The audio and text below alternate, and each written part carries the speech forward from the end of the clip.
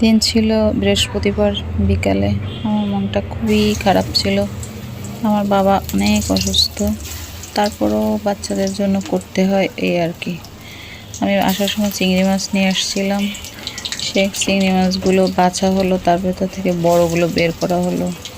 বড়গুলো বের করার পরে যে ছোট কুচো চিংড়িগুলো থাকে এগুলো একটু বেটে নিলাম।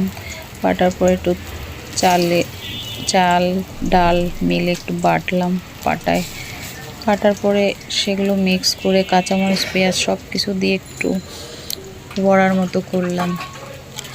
একা একা আসলে ক্যামেরা ধরে সব কিছু করা সম্ভবই হয় না, অসম্ভব। যারা মিডিয়া জগতে বা এই ইউটিউব জগতে আছেন তারা আসলে অনেক কষ্ট করেন, উপলব্ধি করতে পারতেছি। নিজের শখের বসে খুলেছি তো, আসলে চাকরি করে সব কিছু সামলিয়ে এগুলো সম্ভবই না, খুবই অসম্ভব।